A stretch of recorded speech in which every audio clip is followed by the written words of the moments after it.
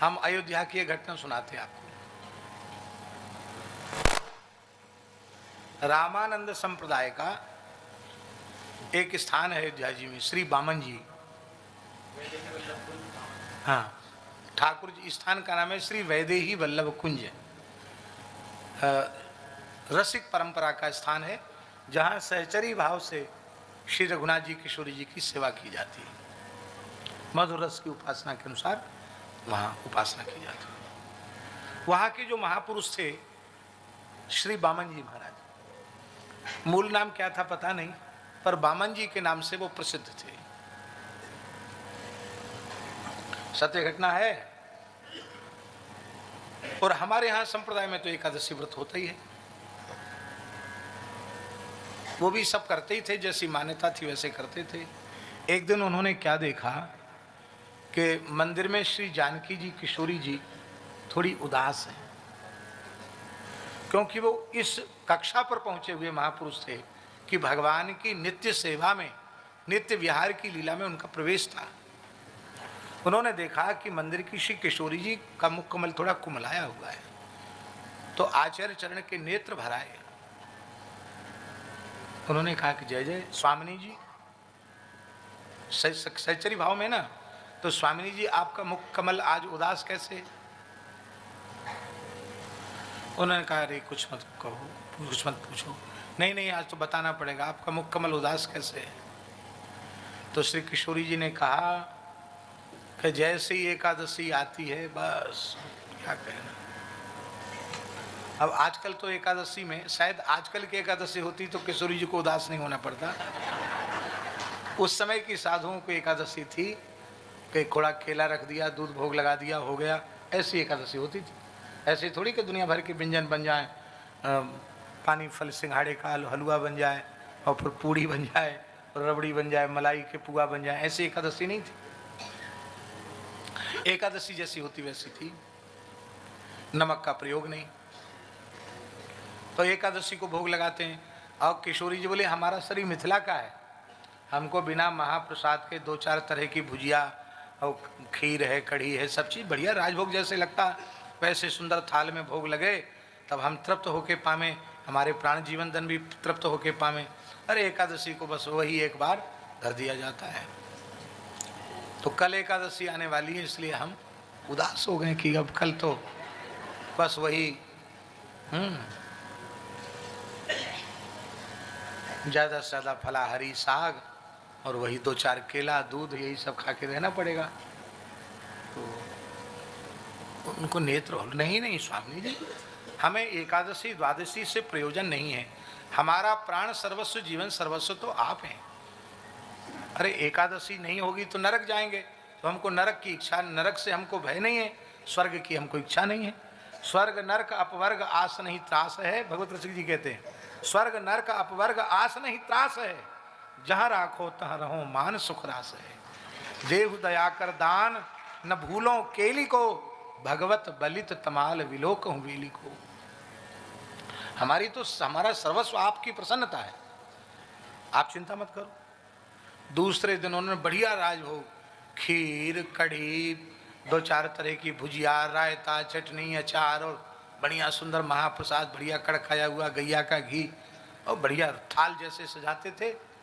और बढ़िया सजाए एकादशी को, क्योंकि एकादशी को सब मंदिरों के ठाकुर जी पे आफत है, सब पर ही विपत्ति है ना, अकेले इन पर थोड़ी।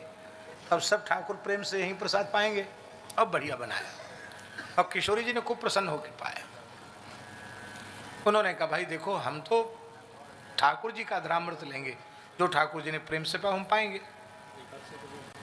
और फलाहार भी स्थान में बना, जो संतों के एकादशी फलाहार करें। स्वयं उन्होंने पाया। कुछ उनके अंतरंग निष्ठावान शिष्य थे, उन्होंने कहा हमारा नियम तो गुरु जी का अधरामृत लेने का है, जो गुरु जी का बचा रहेगा वही हम पाएं। उन्होंने भी पाया। अब ये बात पुरानी है, कितने साल पुरानी बात होगी? 100-150 साल पुरानी बात होगी, ज़्यादा पुरानी बात नहीं है, 100-150 साल पुरानी बात है। बामन जी का काल बहुत पुराना नहीं है, तो 100-150 साल बहुत पुरानी चीज बात तो नहीं हुई, नहीं हुई। अब ये बात पूरी अयोध्या में फैल गई।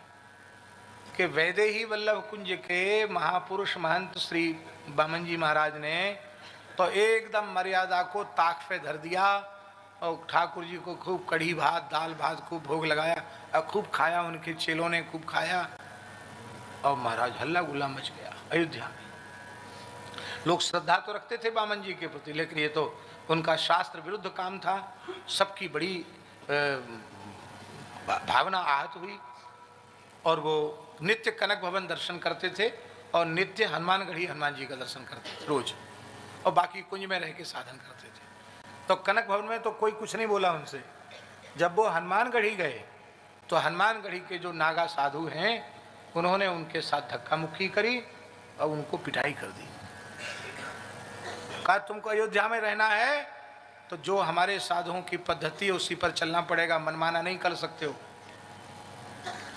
इतना उन्होंने मार मारी। बेचारे तो महात्मा थे और ये पहलवान लोग कहाँ उनकी मार झेल पावे, बेहोश हो गए।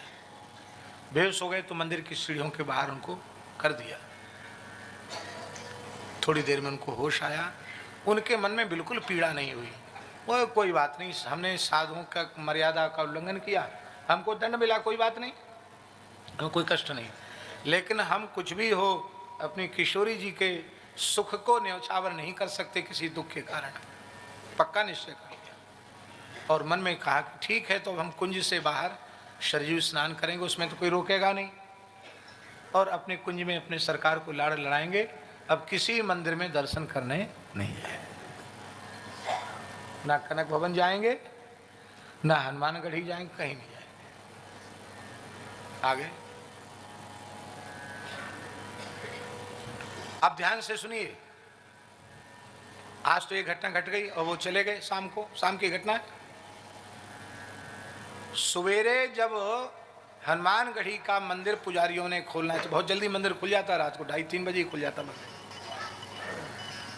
तो हनुमान जी ने भीतर से मंदिर बंद कर लिया, खुला ही नहीं मंदिर। हाहाकार मच गया। हनुमानगढ़ी के हनुमान जी नाराज हो गए, मंदिर खुलना बंद हो गया। सब अयोध्या के संत इकट्ठे हो गए, मंदिर बंद, हाहा खाए।